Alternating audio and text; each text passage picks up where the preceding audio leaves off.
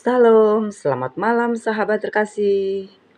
Hari ini kita akan merenungkan sesuatu yang sederhana tetapi sangat dalam dari kehidupan Matius. Saat menulis daftar murid-murid Tuhan Yesus, Matius menulis tentang dirinya sendiri dengan kalimat Matius pemungut cukai. Menarik sekali, padahal saat Injil itu ditulis, hidup Matius sudah berubah.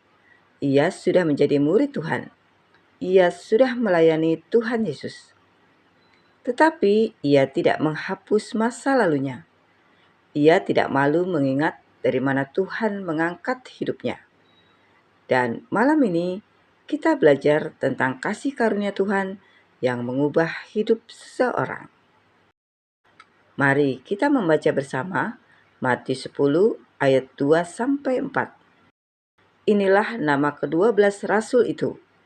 Pertama, Simon yang disebut Petrus dan Andreas saudaranya, dan Yakobus anak Zebedeus dan Yohanes saudaranya, Filipus dan Bartolomeus, Thomas dan Matius pemungut cukai, Yakobus anak Alfius dan Tadeus, Simon orang Selot, dan Yudas Iskariot yang mengkhianati dia.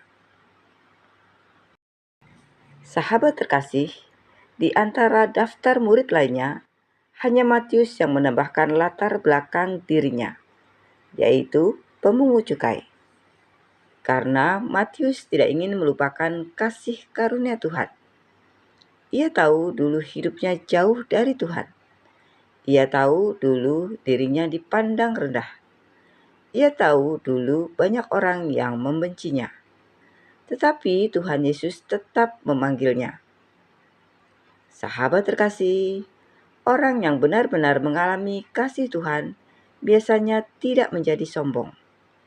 Ia sadar kalau hari ini aku bisa berdiri, semua karena anugerah Tuhan. Kadang manusia cepat lupa. Saat hidup diberkati, mulai merasa hebat. Saat berhasil, mulai lupa pertolongan Tuhan. Tetapi Matius tetap mengingat, aku dulu hanyalah pemungut cukai. Bukan untuk terus hidup dalam rasa bersalah, tetapi untuk selalu bersyukur atas kasih karunia Tuhan. Sahabat terkasih, Tuhan Yesus tidak memilih Matius karena ia sempurna. Tuhan Yesus memilih Matius karena kasih karunia. Dan setelah dipanggil Tuhan, hidup Matius berubah total. Dulu hidupnya mengejar uang. Sekarang hidupnya dipakai untuk kerajaan Tuhan. Dulu ia dibenci banyak orang.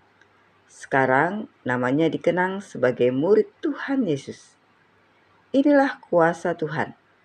Tuhan sanggup mengubah hidup siapa saja. Mungkin malam ini ada yang merasa, aku terlalu kotor, aku terlalu gagal, masa laluku terlalu buruk. Mari ingatlah Matius. Tidak ada hidup yang terlalu rusak bagi Tuhan.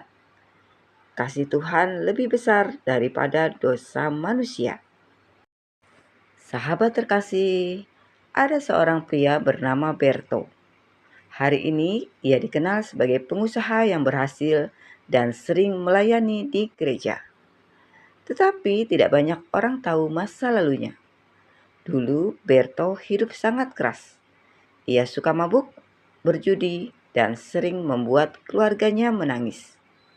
Bahkan pernah suatu waktu ia kehilangan pekerjaan karena ketidakjujurannya sendiri. Hidupnya hancur, sampai suatu hari seseorang mengajaknya datang ke persekutuan doa. Di tempat itu Berto mulai mengenal Tuhan. Pelan-pelan hidupnya berubah. Ia mulai meninggalkan kebiasaan buruknya. Ia mulai memperbaiki hubungan dengan keluarganya. Ia mulai hidup jujur dan takut akan Tuhan. Tahun demi tahun berlalu. Usahanya mulai berhasil. Hidupnya dipulihkan Tuhan. Suatu hari anaknya bertanya, "Papa, kenapa sepatu tua rusak itu masih disimpan?" Ternyata di lemari Berto ada sepasang sepatu lama yang sudah lusuh. Berto tersenyum lalu berkata, "Itu sepatu yang Papa pakai waktu hidup Papa masih hancur. Papa simpan supaya Papa tidak lupa betapa baiknya Tuhan mengubah hidup Papa." Sahabat terkasih, Matius seperti itu. Ia tidak melupakan masa lalunya. Ia mengingatnya sebagai bukti kasih karunia Tuhan. Dan sebenarnya, kita semua punya sepatu lama dalam hidup kita. Masa lalu yang mengingatkan, kalau bukan karena Tuhan, kita tidak akan sampai di titik hari ini. Sahabat terkasih, yang luar biasa bukan hanya Matius diubah, tetapi Tuhan Yesus tidak malu memanggil Matius. Pada zaman itu, pemungut cukai dianggap najis dan berdosa. Tetapi Tuhan Yesus tetap datang kepadanya. Ini menunjukkan hati Tuhan. Tuhan tidak menolak orang yang mau datang kepadanya. Seringkali manusia lebih suka menghakimi, tetapi Tuhan memberi kesempatan baru. Malam ini mungkin ada hati yang merasa jauh dari Tuhan. Datanglah kepadanya, kasih Tuhan masih terbuka. Sahabat terkasih, setelah diubahkan Tuhan, Matius tidak kembali kepada hidup lamanya. Ia menjadi saksi tentang kasih Tuhan.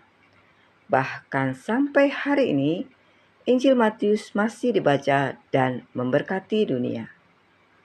Hidup yang sudah disentuh oleh Tuhan seharusnya menjadi terang. Mungkin kita tidak terkenal. Mungkin nama kita tidak dikenal banyak orang. Tetapi hidup yang diubahkan Tuhan selalu bisa menjadi kesaksian. Kadang kesaksian terbesar bukan dari kata-kata, tetapi dari hidup yang berubah. Sahabat terkasih, Matius tidak malu berkata, "Aku pemungut cukai." Karena ia tahu kalau bukan Tuhan, hidupnya tidak akan berubah.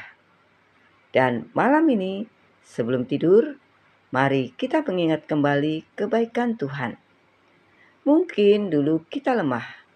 Mungkin dulu kita jatuh dalam dosa. Mungkin dulu hidup kita berantakan. Tetapi Tuhan tidak meninggalkan kita. Kasih karunia-Nya mengangkat kita sampai hari ini. Sahabat terkasih, melalui kehidupan Matius kita belajar Tuhan sanggup mengubah hidup siapa saja. Kasih karunia Tuhan lebih besar daripada masa lalu kita. Orang yang diubahkan Tuhan tidak melupakan anugerah-Nya. Hidup yang dipulihkan Tuhan harus menjadi kesaksian. Kiranya malam ini hati kita dipenuhi ucapan syukur. Tuhan, terima kasih karena Engkau tidak menyerah atas hidupku. Sahabat terkasih, mari kita berdoa bersama. Bapa yang Maha Baik, terima kasih untuk kasih karunia-Mu dalam hidup kami. Terima kasih karena Engkau tidak melihat masa lalu kami, tetapi Engkau memberikan kehidupan baru. Ampuni segala dosa dan kegagalan kami. Ajarlah kami hidup rendah hati seperti Matius yang tidak melupakan kebaikan Tuhan dalam hidupnya. Biarlah hidup kami menjadi kesaksian tentang kasih-Mu. Berkati malam kami dan sertai istirahat kami. Di dalam nama Tuhan Yesus Kristus, kami berdoa dan mengucap syukur. Amin. Sahabat terkasih, jangan malu dengan masa lalu yang sudah diampuni Tuhan. Justru itu menjadi bukti besarnya kasih karunia-Nya. Sampai jumpa di renungan malam berikutnya. Selamat beristirahat. Tuhan Yesus memberkati.